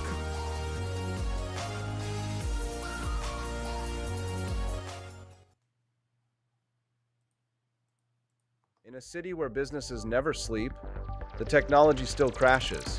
When technology turns criminal, they send up the signal. He's not a myth, and he's definitely not your nephew who knows computers. He installs, he protects, he backs it up, he keeps your business online and out of trouble. Managed IT, security, cloud, support that actually answers the phone. Layer 8 tech. When your network breaks, he wakes. Call Drew before your tech needs a rescue signal.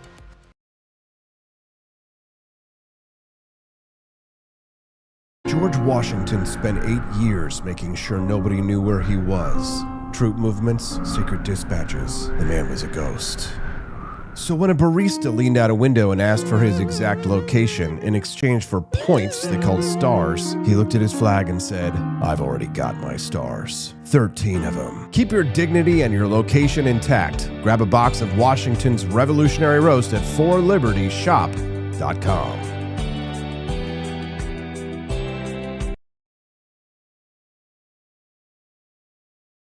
Patriots, listen up.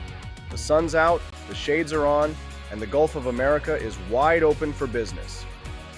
This summer, don't show up to the beach looking like a landlocked liberal. Gear up with the Gulf of America collection. Towels, tumblers, shirts, hats, fanny packs, because nothing says freedom like cannonballing into liberty with style. Whether you're grilling burgers, catching waves, or just flexing on social media, do it draped in stars, stripes, and pure American greatness.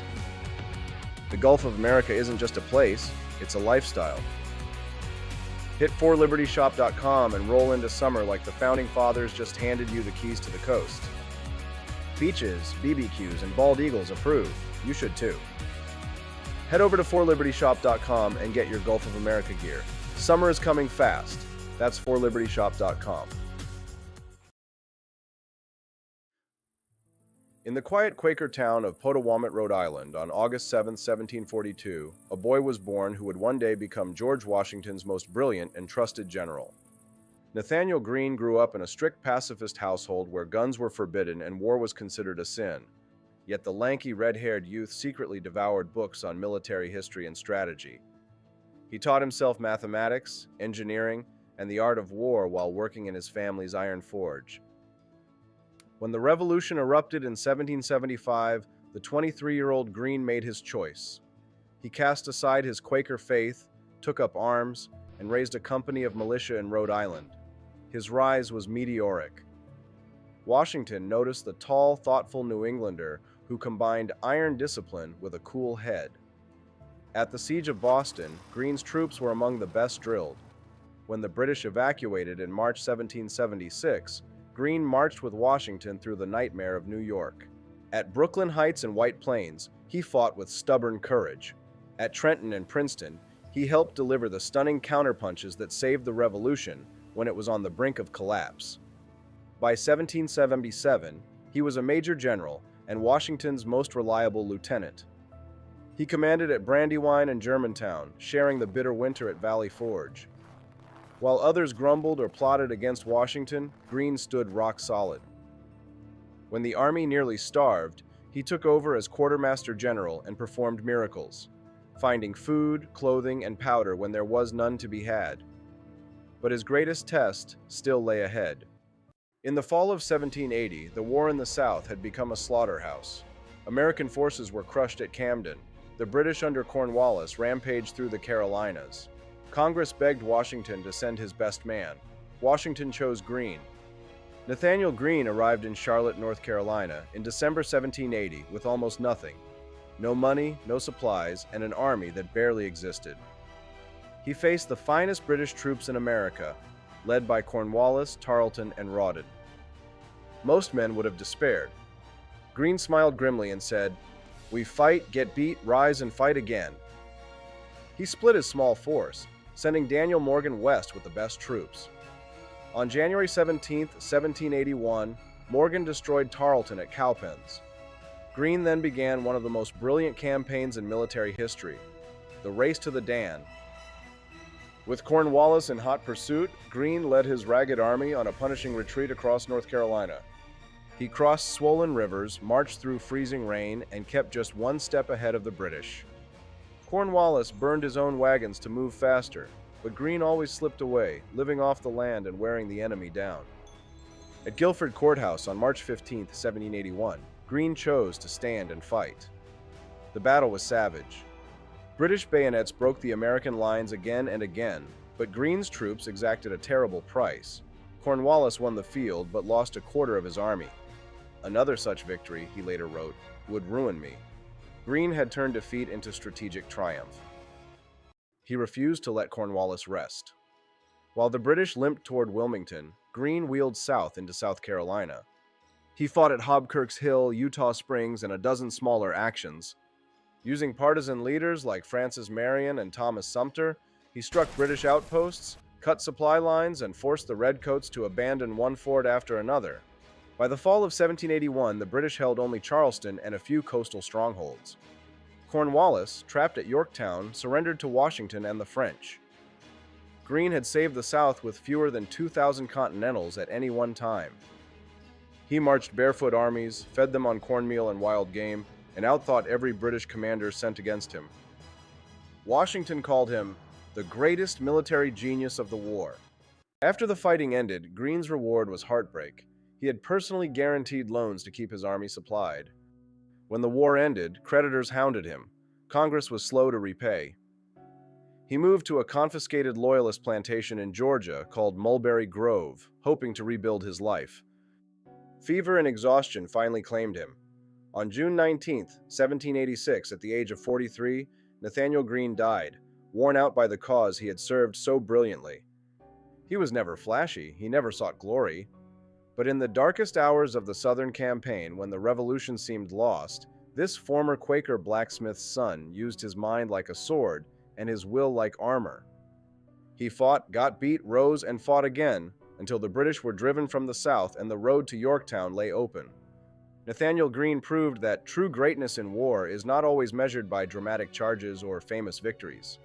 Sometimes it is measured by the quiet man who refuses to quit, who turns retreat into a weapon, and who wins the war even when he loses the battles. The South was saved by a Rhode Island Quaker who picked up a sword for liberty and never put it down until freedom was won. California is a hot blonde that never had to study because her phone was always ringing and there was always someone buying her drinks and dinner and there was always something to do. And these other states who don't have this to offer, they're like, look, we got to study, we got to compete. We got to work harder. We got to lower our taxes. We have to make it attractive. We have to attract people to come here. LA in California sort of got by on topography for a long time. You could be skiing up in the hills and 2 hours later be surfing, in Malibu, who else? So what we did, like the hot blonde, is we went, we don't have to study. We don't have to spend all day at the gym. We just show up in a sundress and everyone comes to us, But at a certain point, the blonde turns 45 and people aren't as attracted and the suitors aren't calling and there's not a date every Saturday night. And that's kind of what California is. Like, was good for 40 years, but the ride's over. California. That was for you, Joni Rankin. I think you'd get it. Good morning, Pineapples. I'm Austin Peterson. Phenomenal. I had a whole segment cooked up, but I had way more content than I could fit. One of my computers is telling me it's 8:51 in the morning, and there is no way I'm going to get the Kanye West segment in there. I'm just not going to be able to do it. I don't want you guys to feel put out or anything. I want to share with you this content, but I just have no way of performing a 20 or 30 minute segment for you right here, right now. We are only $12 away from hitting that last bit of bonus content. I don't know. I don't think we're going to make it and do the great grift off. What do you guys say? I mean, we're going to make it or are we going to make it? I don't know.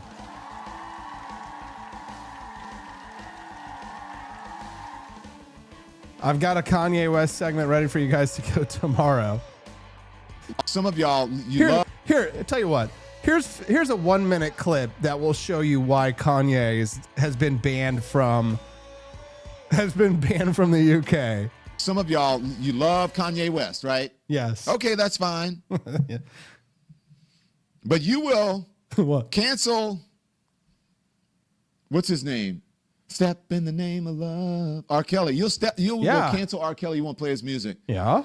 But you still play Kanye's music. And Kanye is a whole minstrel show. He take my money and I'm in need. Yeah, she's a trifling friend indeed. Yeah, she's a gold digger way over town that digs on me. I ain't saying she's a gold digger. Kanye is a whole bigot. Kanye is a whole anti-Semite. Kanye is a whole anti-black folks with that Trump support shit. That's it. That's it. And people will still stand him. So there we go. The people there we go, guys. Going it was because Kanye was a big. It wasn't because Kanye West wasn't banned from going to England because Kanye wasn't banned from going to England because Kanye West was anti-Semitic. This is like the former head of ISIS meeting with Keir Starmer, the Prime Minister of the UK over there, renowned anti-Semite, former ISIS fighter, now president of Syria. Okay, fine. You want to do the bonus content? You guys want to play the great grift off? Fine. You want to do this to me? You want to do this right now? You want to do this right now? We're going to do it right now. We're going to unlock the bonus content phase 2. Making me crazy. The question is now, it's not that you're opposite of young and rebellious, T-Mill. It's that, are you smarter than a 5th grader is the question. Because we're all going to get a chance, starting now, to join the game. Head to crowdparty.app. Join the great grift off. Let's play a game. Let's play a little game. Go to crowdparty.app. That's crowdparty.app. Join the game. First prize winner is going to win something nice from the grift off, from the grift shop. It's the great grift off. Liberty Loot Live. Join us over at crowdparty.app. Join the game live. Type in the code 13293. We've only just begun to live. This is your chance to win something nice from the grift shop. Head on over to crowdparty.app. I'm so used to saying that. Everybody who's watching us live, including Barney Styles, everybody who's cool plays the game. Maybe you've never watched this show before. You have no idea what the hell is going on. Guess what? We're all going to play little mini games on your phone, and you can do it. And you were there, and you were there, and you were there too. Don't be a cowardly lion. Go to crowdparty.app. That's crowdparty.app. Follow the yellow brick road to crowdparty.app. Type that in. Crowdparty.app. Type it into your browser. Go to crowdparty.app and type in the code 13293, Tin Man. Don't be heartless. How could you be so heartless? How could you be so Dr. Evil? You could while away the hours confirming with the flowers, or you could go to crowdparty.app if you had a brain.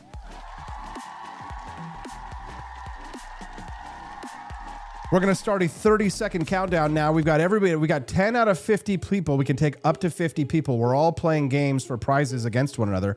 First place prize winner gets something nice from the shop. Head to crowdparty.app and type in that code 13293. We're going to go 12 rounds. You have T-minus 10 seconds to get there. I could while away the hours, confirming with the flowers, consulting with the rain. Let's go. The words fee, fi, fo, fum are from this fairy tale. Princess and the Pea, Little Red Riding Hood, Jack and the Beanstalk, or Shrek. I wonder who's going to get this wrong. I know somebody's going to say Shrek. No. Oh, but somebody said Little Red Riding Hood. Okay. Siggy's mom, number 1. Gavin DeCuck, number 2. Barney Styles, number 3. Remember, we've got 12 rounds of this. Animals without backbones are called Democrats. Republicans. Libertarians, too. You're all a bunch of wussies. What was the ancient Egyptian writing system called? Are you smarter than a 5th grader? You better be. Let's go. Let's go.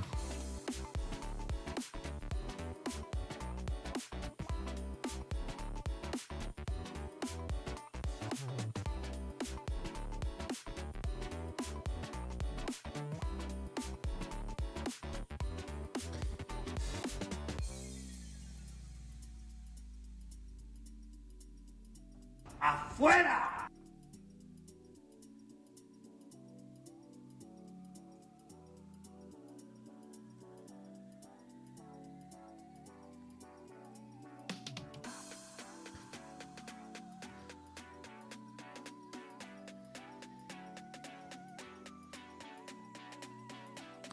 Hexagon has how many sides? 9, 7, 6, or 8?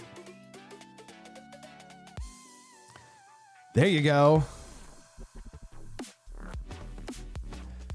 Grifton ain't easy. Gavin DeCuck is in number 1. What state is the Grand Canyon located in? Nevada, Arizona, Colorado, California? Arizona. Gavin DeCuck, number 1. St. Selma, number 2. Mondani, number 3. Septagon. The largest internal organ in the human body. Liver, skin, lungs, stomach. Liver. Internal organ. Internal, not skin. Skin's external. What is the word for another word that is similar in meaning? Homonym, antonym, synonym, homosexual. Guys, I had so much fun today. We got some Bitcoin. Unbelievable. It's going to be hard to top this today. I'm in such a good mood. Earth is located in what galaxy? The Milky Way, the Andromeda, solar system, or the baby boom? Your epidermis is showing. Thank you.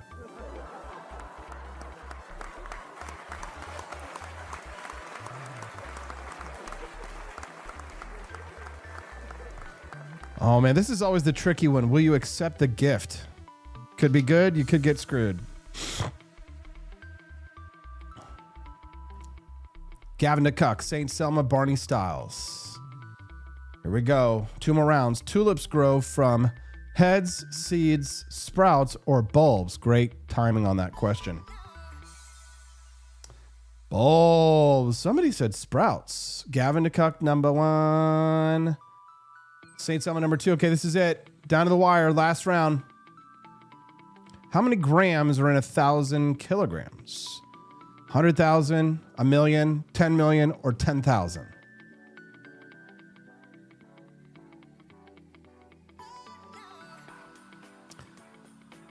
$1 million. There it is. Game over. The winner of the game today is Gavin DeCuck. Congratulations. Wow, St. Selma, you were so close. You too, Barney. Hey, we love you guys. You're amazing. I mean, unbelievably good time. I'm in a great mood. I hope you guys are too. Joni Rankin, Drew Van Runkle, all of our friends over there, Quest Fanning, and so many others who are joining us this morning. Byron Norris, Decision Points. Good to see you, man. Grizz Cheese, Mamdani, Coyote, Siggy's mom. I just love seeing all these regular names and faces. T-Mill22, thank you for going to the Griff Shop. Mamdami. We'll see you guys tomorrow. Remember tonight, Liberty Tonight, Adventures in Homeschooling with our friend Brian Piotr. Tonight, 7 p.m. Central. Do not miss it. Put it on your calendar. Adventures in Homeschooling with Brian Piotr on Liberty Tonight. This night, rumble.com/Liberty Tonight. Exit through the Griff Shop. If there were any more plugs, I would call it a hairpiece. It's the Wake Up America show on the 4 Liberty Network. Bye, guys.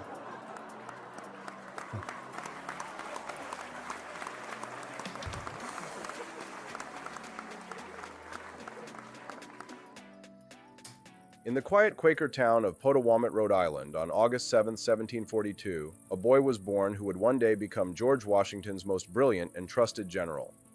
Nathaniel Greene grew up in a strict pacifist household where guns were forbidden and war was considered a sin. Yet the lanky, red-haired youth secretly devoured books on military history and strategy. He taught himself mathematics, engineering, and the art of war while working in his family's iron forge. When the revolution erupted in 1775, the 23-year-old Greene made his choice. He cast aside his Quaker faith, took up arms, and raised a company of militia in Rhode Island. His rise was meteoric. Washington noticed the tall, thoughtful New Englander who combined iron discipline with a cool head. At the Siege of Boston, Greene's troops were among the best drilled. When the British evacuated in March 1776, Greene marched with Washington through the nightmare of New York. At Brooklyn Heights and White Plains, he fought with stubborn courage. At Trenton and Princeton, he helped deliver the stunning counterpunches that saved the Revolution when it was on the brink of collapse. By 1777, he was a major general and Washington's most reliable lieutenant. He commanded at Brandywine and Germantown, sharing the bitter winter at Valley Forge. While others grumbled or plotted against Washington, Greene stood rock solid. When the army nearly starved, he took over as quartermaster general and performed miracles, finding food, clothing, and powder when there was none to be had. But his greatest test still lay ahead. In the fall of 1780, the war in the South had become a slaughterhouse. American forces were crushed at Camden.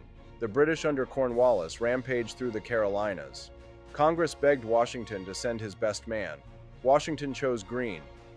Nathaniel Greene arrived in Charlotte, North Carolina in December 1780 with almost nothing. No money, no supplies, and an army that barely existed. He faced the finest British troops in America, led by Cornwallis, Tarleton, and Rawdon. Most men would have despaired. Greene smiled grimly and said, "We fight, get beat, rise, and fight again." He split his small force, sending Daniel Morgan west with the best troops. On January 17, 1781, Morgan destroyed Tarleton at Cowpens. Greene then began one of the most brilliant campaigns in military history, the Race to the Dan. With Cornwallis in hot pursuit, Greene led his ragged army on a punishing retreat across North Carolina. He crossed swollen rivers, marched through freezing rain, and kept just one step ahead of the British. Cornwallis burned his own wagons to move faster, but Greene always slipped away, living off the land and wearing the enemy down. At Guilford Courthouse on March 15, 1781, Greene chose to stand and fight. The battle was savage. British bayonets broke the American lines again and again, But Greene's troops exacted a terrible price. Cornwallis won the field but lost a quarter of his army. Another such victory, he later wrote, would ruin me. Greene had turned defeat into strategic triumph. He refused to let Cornwallis rest. While the British limped toward Wilmington, Greene wheeled south into South Carolina. He fought at Hobkirk's Hill, Eutaw Springs, and a dozen smaller actions. Using partisan leaders like Francis Marion and Thomas Sumter, he struck British outposts, cut supply lines, and forced the Redcoats to abandon one fort after another. By the fall of 1781, the British held only Charleston and a few coastal strongholds. Cornwallis, trapped at Yorktown, surrendered to Washington and the French.